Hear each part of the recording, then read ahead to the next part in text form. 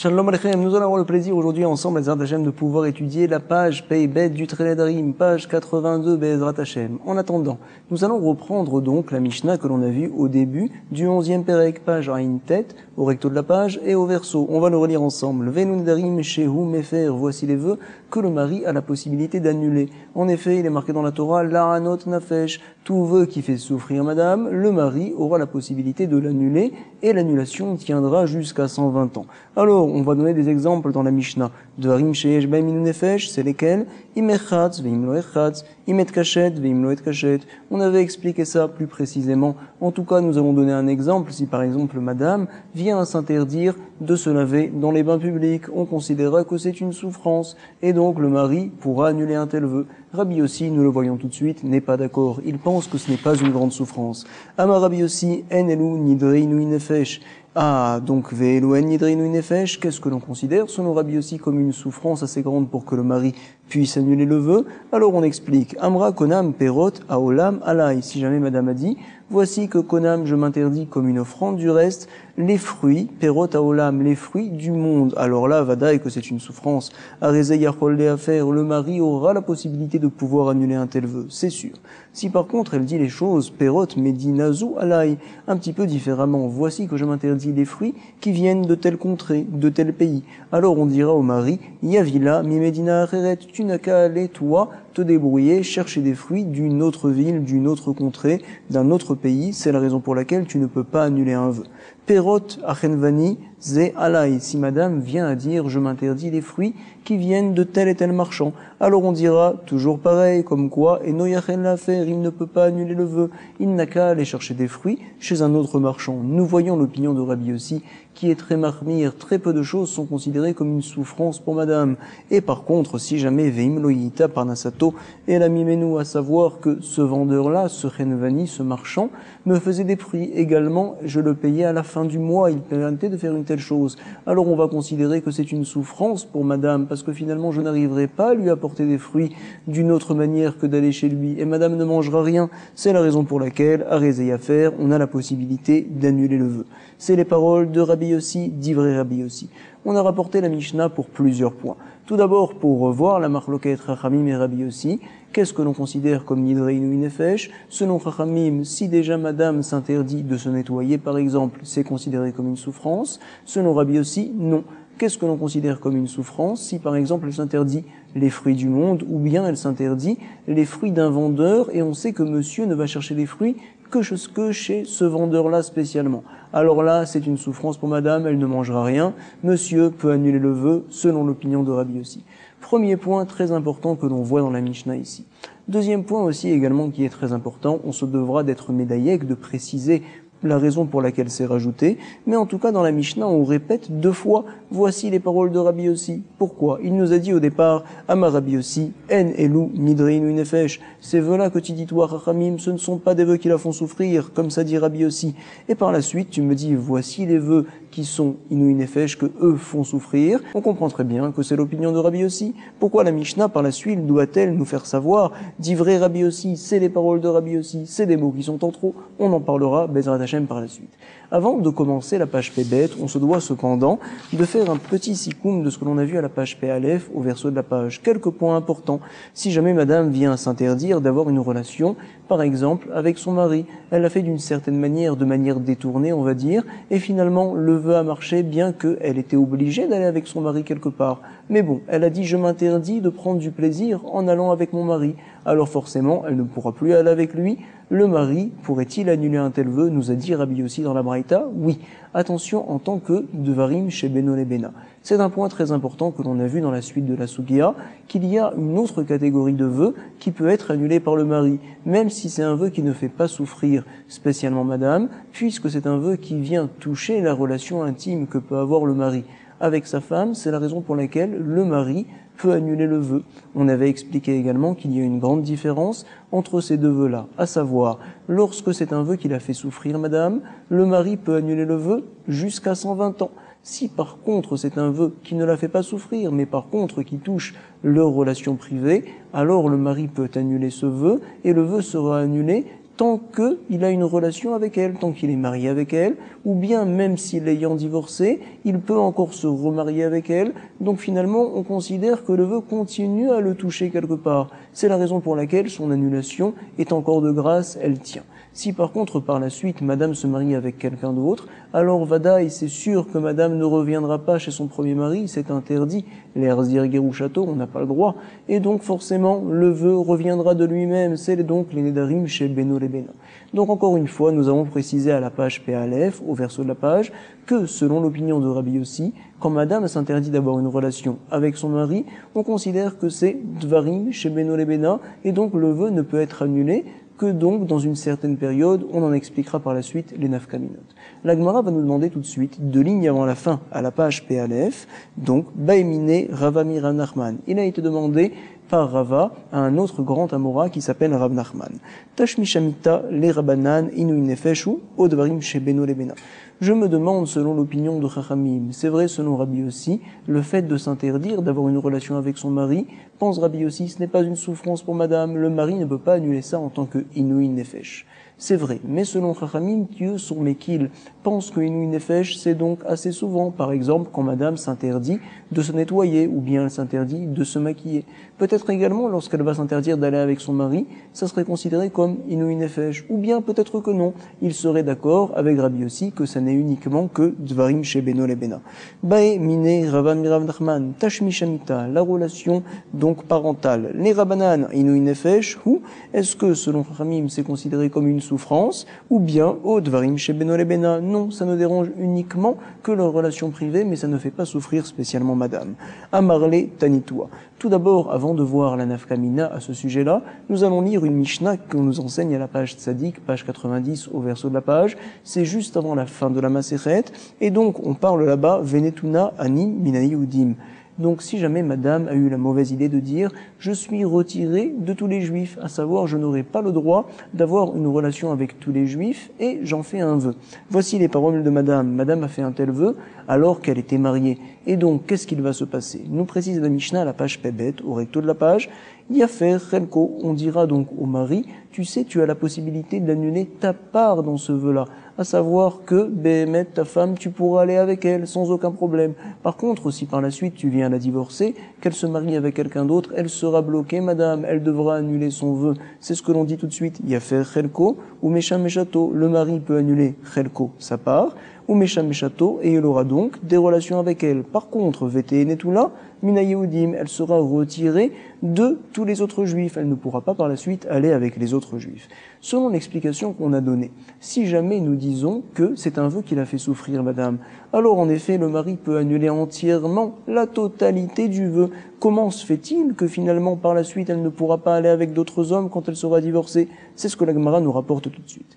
Vi amarta neder inuin nefesh have. Si jamais tu me dis que c'est un vœu qui l'a fait souffrir, madame, amaite netula mina yehudim, quelle est la raison pour laquelle nous considérons qu'une fois divorcée, elle ne pourra pas aller avec les autres juifs? Forcément, du fait qu'elle ne peut pas aller avec eux, je vais déduire shma amina dvarim shebeno lebena, que en fait, le fait de s'interdire d'avoir des relations avec des hommes, ce n'est pas une souffrance, tout simplement.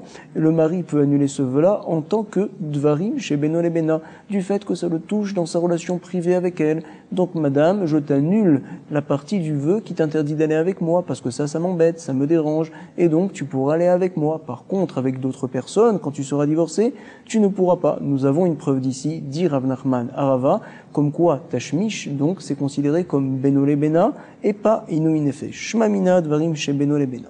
Vous allez voir tout de suite que la Gemara va repousser. C'est ce que va dire Rav Nachman. Non. Behemet, toute la Mishnah, là-bas à la page Tzadik, c'est selon l'opinion de Rabbi Yossi. Donc les Rabanan Tivrelecha. La question que je t'ai demandé, moi, dit Rav Nachman, c'est selon l'opinion de Chachamim. Pourquoi? Mishum denetula minane yudim, parce que la Mishnah dont on parle là-bas, bien que ce n'est pas marqué en toutes lettres, c'est Rabbi Yossi qui l'a enseigné. Rabbi Yossi qui est né là.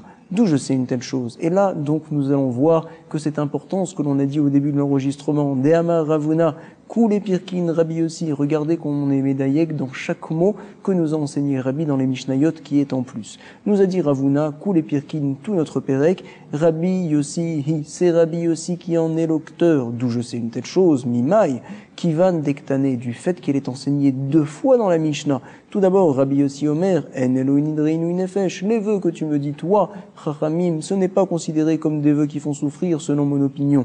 Alors, pourquoi par la suite l'amalé, tous les mitnés? Quelle est la raison pour laquelle tout, encore une fois, les mitnés, on vient enseigner dans la Mishnah? Harezei à faire comme quoi il peut annuler le vœu dans les cas que je t'ai précisé, d'ivré Rabbi Yossi, selon les paroles de Rabbi Yossi. Boréola, mais on savait très bien que c'était Rabbi Yossi qui avait enseigné une telle chose. Pourquoi c'est marqué 2 fois ici Rabbi Yossi? Pour nous apprendre quelque chose. Shma Mina, j'apprends de là comme quoi Mikan, Ve'elach, à partir de maintenant, Ve'elach, et par la suite de ce pérec-là, qui sera l'auteur des prochaines Mishnayot? C'est Rabbi Yossi. Comme ça nous dit l'Agmara. Et donc finalement, nous avons une question de Rava Rav Nachman. Viens nous préciser le Ran, comment nous allons donc retenir la halacha sur ce que l'on a vu. Alors on a Yachid, on a Rabim, on a l'opinion de Rabbi aussi d'une part, l'opinion de Chachamim d'autre part. Nous allons tenir la halacha comme Chachamim. Alors, est-ce que Tashmi Shamita c'est considéré comme Ainu Nefesh ou Benolemena? On a un safek, et comme on a un safek sur des vœux qui sont Minatora, on se doit d'être mahmir. Si jamais madame vient à s'interdire d'avoir des relations avec tous les hommes, le mari pourra annuler sa part, c'est vrai, mais si par la suite madame voudra se marier avec quelqu'un d'autre, alors on dira qu'elle devra tout d'abord annuler l'autre part du vœu chez un beddin, chez un chacham. Comme ça nous tenons la halacha, comme ça nous dit le Ran. Parfait. La Gemara va maintenant nous rapporter un nouvel enseignement, et ça a été dit par Shmuel au nom de Lévi. Vous allez voir tout de suite. Amar Shmuel, Mishme de Lévi, au milieu du recto de la page. Kol Nedarim, Baal Mefer Lishto. Tous les vœux, le mari a la possibilité de les annuler à sa femme, chutz, sauf min anaati alploni, lorsque madame vient interdire à un tel, à quelconque, de profiter d'elle. Voici que Réhouven, par exemple, mon voisin, je lui interdis désormais de profiter de moi. Alors c'est sûr, comme quoi madame ne souffre pas d'une telle chose, c'est Réhouven qui souffre. Et puis également, le mari de madame ne perd rien à ce vœu-là. C'est la raison pour laquelle monsieur ne pourra pas annuler le vœu. Kol nedarim baal mefer liishto, chutz min anaati alploni, she'eno mefer. Et donc nous allons déduire des paroles de Lévi, et c'est justement ce qu'il a voulu nous faire savoir. Aval anaat ploni alai mefer. Si c'est à l'inverse, par contre, madame dit, je m'interdis moi de profiter de mon voisin, par exemple, de Réhouven. Est-ce que c'est considéré comme une perte? Est-ce que c'est considéré comme une souffrance que peut avoir madame? Alors on va dire, le mari peut, oui, annuler un tel vœu. Voici l'enseignement de Shmuel. Aval anaat ploni alai mefer. Parfait. Donc on tient ici un point très important. Lorsque madame s'interdit de profiter ne serait-ce que d'une personne dans le monde, c'est considéré apparemment comme une souffrance, et donc le mari peut annuler. Nous allons rapporter plusieurs preuves, 3 preuves contre l'opinion de Shmuel. Les 2 premières, vous allez voir, on va les faire tomber. Tout d'abord, il a été enseigné dans d'autres Mishnah, Snan, Perot, Medinazu, Alay, on a enseigné, on avait dit là-bas, comme quoi, si jamais madame s'interdit de manger des fruits qui viennent de tel pays, alors, Yavilami Medina Acheret, on demandera au mari d'aller chercher des fruits dans une autre Médina, dans une autre contrée, dans un autre pays. Puisque finalement, madame peut profiter d'une autre manière, ce n'est pas considéré comme une souffrance assez grande pour que le mari puisse justement annuler le vœu. Et donc la Gemara se demande, tu sais, madame ici ne peut pas profiter de son voisin, c'est vrai, mais bon, elle peut profiter des autres gens finalement, donc le mari également ne pourrait pas annuler ce vœu. Comment se fait-il que Lévi, Shmuel, vient nous enseigner que oui, il peut annuler? Nous voyons qu'il va contre la Mishnah. Sur ce va nous répondre Rav Yosef, 6 lignes avant la fin. Amar Rav Yosef, tu sais, Deke Amra chez ta vie. Nous allons interpréter la Mishnah d'un cas particulier, à savoir quand est-ce que l'on considère que madame s'étant interdit les fruits de tel et tel pays, alors finalement ce n'est pas une souffrance pour elle, quand elle a dit, elle a rajouté, je m'interdis ces fruits-là uniquement si c'est mon mari qui me les amène, si c'est mon mari qui va les chercher. Et donc, puisqu'elle a la possibilité de prendre ces fruits-là d'une autre manière, ces fruits-là ne lui sont pas entièrement interdits, c'est la raison pour laquelle c'est pas considéré comme une souffrance. Par contre, quand elle vient à dire, madame, je m'interdis de profiter de tel voisin, alors en fait, elle nous fait comprendre, je ne profiterai pas de lui, peu importe de quelle manière, peu importe qui c'est qui m'apporte, Qui c'est qui m'amène les choses qu'il veut me donner? De toute manière, je ne profiterai pas de lui, puisque son lien à madame est complètement coupé de un tel, de Plony, on considère que c'est une souffrance, c'est la raison pour laquelle le vœu peut être annulé. Voici donc, encore une fois, la réponse de Rav Yosef pour pouvoir comprendre Shmuel et pour dire qu'il ne va pas à l'encontre de la Mishnah. La Gemara, donc, va nous rapporter une autre preuve sur la suite de la Mishnah. Ça va être exactement le même déroulement. Tashma, viens et écoute, il a été enseigné. Perot frenvanisé alay, lorsque madame a dit je m'interdis les fruits de ce vendeur-là. Alors, en yacholé à faire, monsieur, le mari ne pourra pas annuler un tel vœu. Comment est-ce possible une telle chose? Finalement, tu peux aller chercher des fruits ailleurs. Non, puisque elle s'est interdit de telle personne de prendre des fruits, c'est une souffrance. Et donc la Gemara, encore une fois, vient à créer une question. Comment se fait-il que lorsque madame s'est interdit de profiter, ne serait-ce que d'un voisin, tu me dis que c'est oui une souffrance suffisante et qu'on peut annuler le vœu? Je ne comprends pas. La Gemara va nous donner la même réponse. Achanami, ici aussi, des Kahamra, chez Tavi Ata. On parle donc chez Kahamra, elle a dit la fille, elle a précisé, chez Tavi Ata. Quand est-ce que je ne peux pas profiter de tel vendeur? C'est quand c'est toi, mon cher mari, qui m'apporte les fruits. Si par contre, moi, je vais les chercher, si par contre ma sœur ou d'autres amis m'apportent les fruits de ce vendeur-là, alors je pourrais oui en profiter. Et donc finalement, nous revenons à dire, selon l'opinion de Rav Yosef, comme quoi, si jamais madame se retire complètement d'une personne et qu'elle dit je ne veux pas profiter de cette personne-là, quoi qu'il arrive, peu importe qui c'est qui m'amène ces choses à lui, de toute manière je ne veux pas en profiter. On considère que c'est une souffrance, monsieur, tu peux annuler le vœu. Si par contre madame a dit je m'interdis de profiter même d'un vendeur, c'est vrai, mais uniquement si c'est mon mari qui m'apporte les fruits de ce vendeur-là, puisqu'elle a la possibilité d'aller chez le vendeur et de chercher elle les fruits toute seule, ou bien par exemple lorsqu'elle s'est interdit les fruits du monde, mais uniquement quand c'est mon mari qui les apporte, mais aller moi-même les chercher, ces fruits-là, les fruits de telle et telle contrée, alors on considérera béhémet que ce n'est pas une souffrance, et donc on ne peut pas annuler le vœu. Comme ça la Gemara tient pour l'instant. Vous allez voir tout de suite une autre troisième question sur justement l'opinion de Shmuel, et celle-là on aura beaucoup plus de mal à y répondre. On va nous dire la Gemara, nous sommes précisément 5 lignes avant la fin, au milieu de la ligne. On avait dit Loaïta Parnasato et la Mimenu. Quel serait le din si jamais le mari n'a de possibilité d'apporter des fruits que chez ce marchand-là? Par exemple, il me fait des prix. Par exemple, il me permet de lui payer donc justement à la fin du mois. Alors qu'est-ce que l'on dit? Finalement, madame, quand elle va faire un tel vœu, alors elle s'interdit de manger des fruits parce que son mari n'aura pas la possibilité d'aller ailleurs chercher d'autres fruits. Loaïta Parnasato et la Mimenu, alors on dira monsieur, tu peux annuler le vœu. Arezé y a faire. Parfait.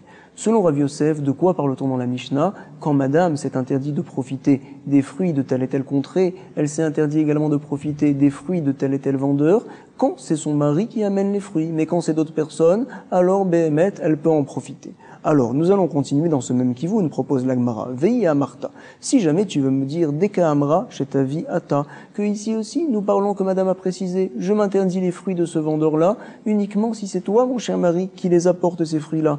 Alors, nous dit la Gemara, mais attends, ce n'est pas une souffrance pour madame. Comment se fait-il que le mari peut annuler le vœu? Amaï y a faire, je ne comprends pas. De toute manière, madame peut envoyer d'autres personnes pour aller chercher les fruits là-bas. Forcément, nous sommes obligés de dire que la fin de la Mishnah, en tout cas, nous parlons dans un cas où madame s'est interdit complètement de profiter de ce chen vanilla, de ce vendeur. Et donc, va nous dire la Gemara, finalement, nous ne pouvons pas comprendre comme Rav Yosef. Pourquoi? Et là, Midesefa, des Lomaïteba alave, puisque finalement, la fin de la Mishnah, nous ne parlons pas spécialement d'un cas où c'est que le mari qui apporte les fruits. Finalement, la Recha également, le début de la Mishnah, ça parlerait dans un même cas des Kamaïtehi. Même si c'est elle qui apporte ces fruits-là, elle n'a pas le droit d'en profiter. Quand elle s'est interdit, par exemple, les fruits de telle et telle ville, de telle et telle contrée, ou bien quand elle s'est interdit les fruits de tel et tel vendeur. Et quand même, qu'est-ce que l'on a dit dans la Mishnah? Comme quoi ce n'est pas une souffrance. Madame, tu peux aller prendre des fruits d'un autre pays, tu peux aller chercher des fruits d'un autre vendeur. On voit que ce n'est pas une souffrance, on voit que le mari ne peut pas annuler le vœu, et donc on continue à voir que l'on a une preuve de la Mishnah contre l'opinion de Shmuel qui a été dit au nom de Lévi. Nous continuons à tenir que finalement, selon la Mishnah, quand madame s'interdirait de profiter d'une personne, donc béhémet, ce n'est pas considéré comme une souffrance, le mari ne pourrait pas annuler le vœu. Nous avons un problème sur Shmuel qui dit que oui, le mari peut annuler le vœu. La Gemara va nous répondre, tu sais, dernière ligne. Et là, Reisha en yachol le'afer vedeka maitehi. Tu as raison, Béhémet. La Réchal au début de la Mishnah, le vœu ne peut pas être annulé, bien que madame s'est interdit les fruits, même si c'est elle qui va les chercher. Et tu sais, ce que nous a dit Shmuel, il parlait, ou matnitin Rabbi Yossihi. Il parlait selon Chachamim, et notre Mishnah qu'on a vu là-bas, c'était l'opinion de Rabbi Yossi. Vous savez, c'est clair, on l'a lu ensemble la Mishnah, ça va comme Rabbi Yossi, c'est lui qui parle, c'est lui qui en est l'auteur, et il pense que Nidri Inui Nefesh, c'est uniquement quand madame souffre beaucoup. La Gemara maintenant va nous rapporter des mots qui apparemment sont en trop. On sait très bien, de Amar Ravuna, Koule Pirkin, Rabbi Yossi. Il nous a dit Ravuna que tout le Pérec qui va suivre, le 11e Pérec, c'est Rabbi Yossi qui en est l'auteur. Ces mots-là sont en plus, nous rapporte le Ran. Tout ce qu'on a besoin de savoir, c'est que notre Mishnah va comme Rabbi Yossi. C'est marqué en toutes lettres. Pourquoi a-t-on besoin que de savoir que la suite du Pérec va comme Rabbi Yossi?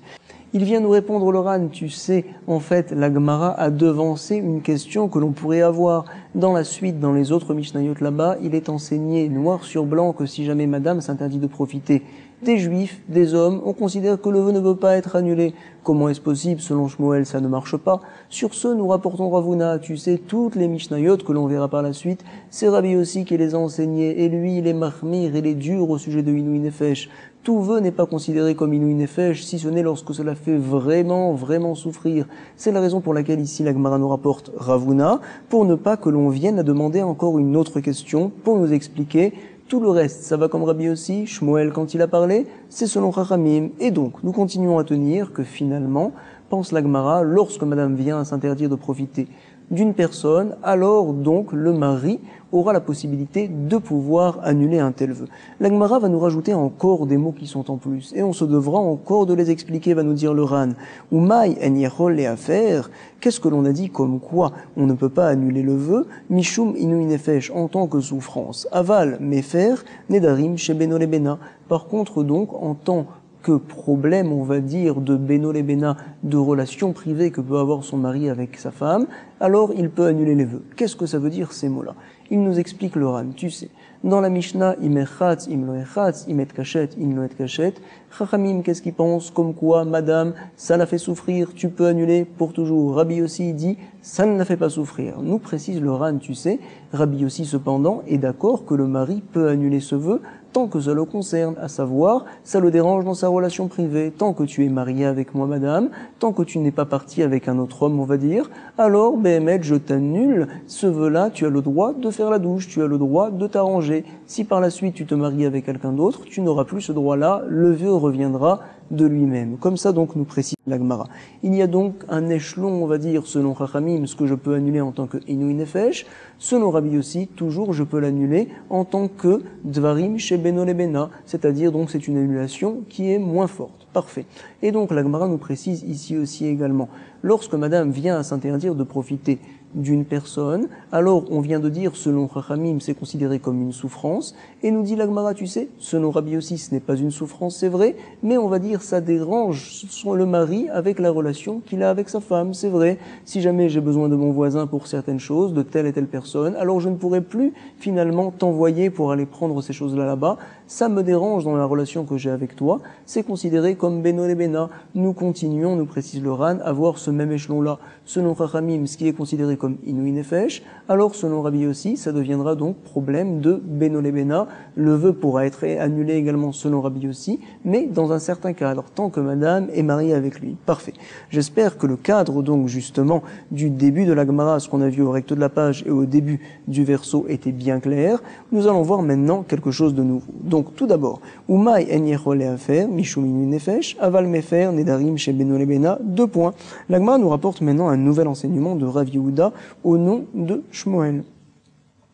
On sait comme quoi le mari a la possibilité de pouvoir annuler les vœux qui font souffrir madame. Quel serait le din si jamais madame vient à faire un vœu qui en partie la fait souffrir et l'autre partie du vœu ne la fait pas souffrir? Par exemple, elle vient à dire « je m'interdis de pain ». Il y a devant elle un pain qui est très bon, très propre. Ça la fait souffrir, madame, si elle ne la mange pas. En effet, ça fait longtemps qu'elle n'a pas mangé et le pain est très bon et donc ça va être très dur pour elle. Il y a aussi également à côté d'elle un pain qui est presque pourri, qui est immangeable.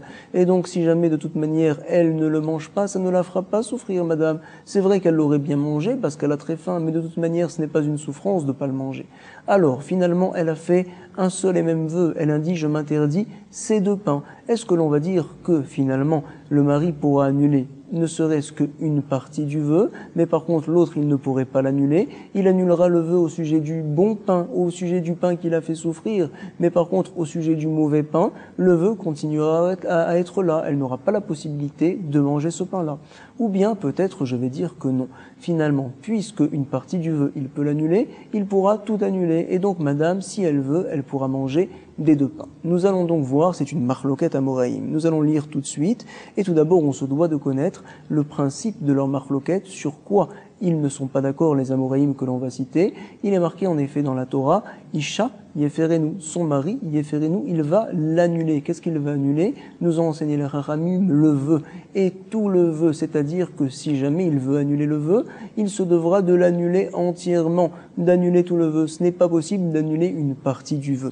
Et donc, va nous dire la Gemara, voici les deux avis. Amar Rav Yehuda, Amar Shmuel tout d'abord. Niadra, Mishte, Kikarot. Si jamais madame, c'est interdit de manger deux pains. Be'achat mitane. Au sujet d'un pain, ça la fait souffrir. Be'achat en mitane. Par contre, sur un autre pain, alors ça ne la fait pas souffrir. Le deuxième pain, en effet, de toute manière, il n'est pas bon. Alors on va voir une zvara dans la Gemara ici, comme ça tient Shmuel, mitor chez Mefer la mitane, Mefer les chez no mitane.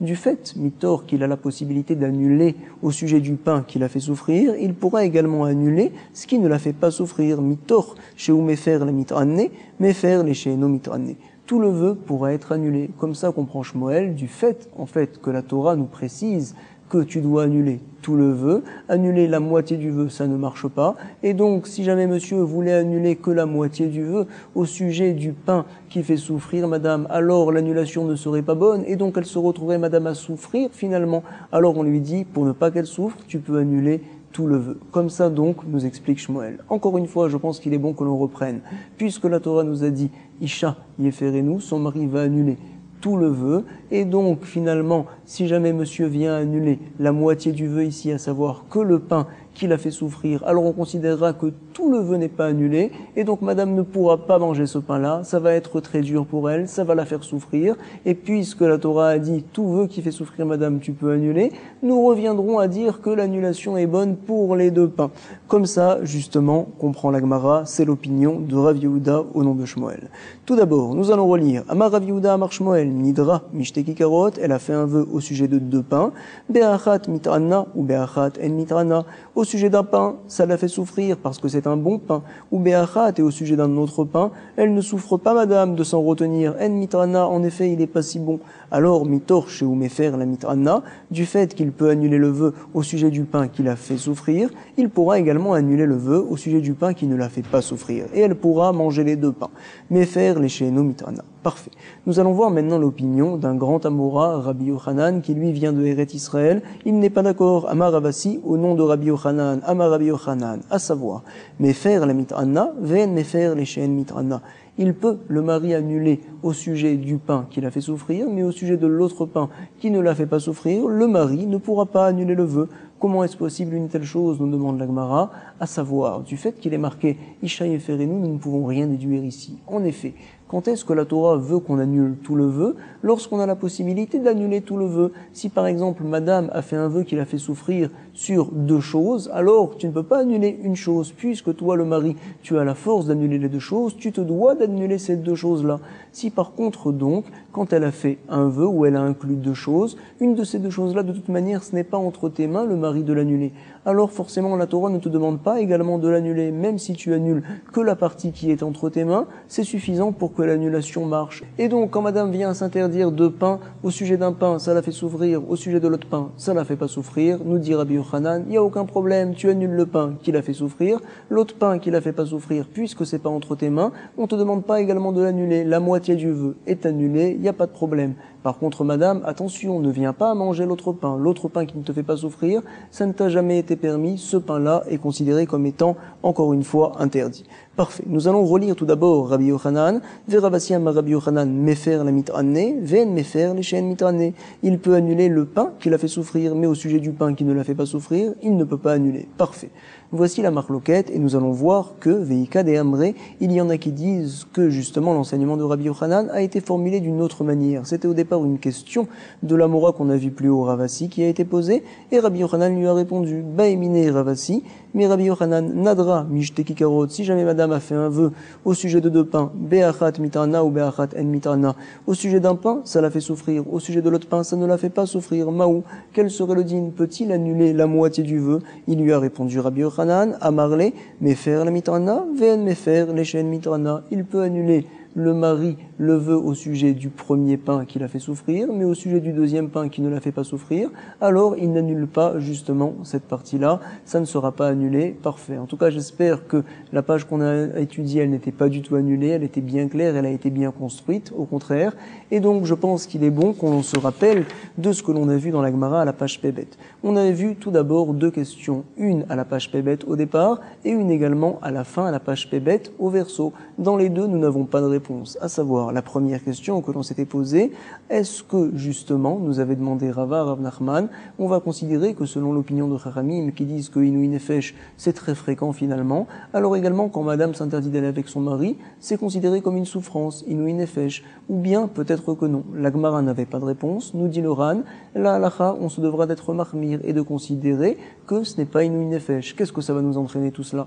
Si jamais madame s'interdit d'avoir des relations avec tous les juifs, le mari ne pourrait annuler uniquement que la part qu'il a dans ce vœu-là, à savoir madame pourrait aller avec son mari, mais par contre une fois divorcée, elle ne pourra pas aller avec d'autres hommes, comme ça nous avait dit la Gemara. C'était donc la halakha qui était fixée par le Ran, et on a vu également à la page Pébet au verso une autre question, c'est pas qu'on n'avait pas de réponse, c'est qu'on avait deux avis différents, celui de Shmuel et celui de Rabbi Yochanan, à savoir, pense Shmuel, lorsque madame vient s'interdire deux pains, et que au sujet d'un pain, ça la fait souffrir si elle ne le mange pas. Au sujet de l'autre pain qui n'est pas bon, ça ne la fait pas souffrir si elle ne le mange pas. Le mari ne peut annuler que des vœux qui la font souffrir, madame. Mais on dira ici, tu sais, cher mari, tu peux annuler tout le vœu. Pourquoi? Étant donné que la Torah a dit, Isha yeferenu, le mari te doit annuler tout le vœu, et si jamais tout le vœu, tu ne l'annules pas, tu n'annules qu'une partie du vœu, alors le vœu ne sera pas annulé, et donc madame viendra à souffrir parce qu'elle ne pourra pas manger le pain. C'est la raison pour laquelle tout le vœu, tu peux l'annuler. Comme ça, pense Shmuel. Rabbi Yochanan n'est pas d'accord.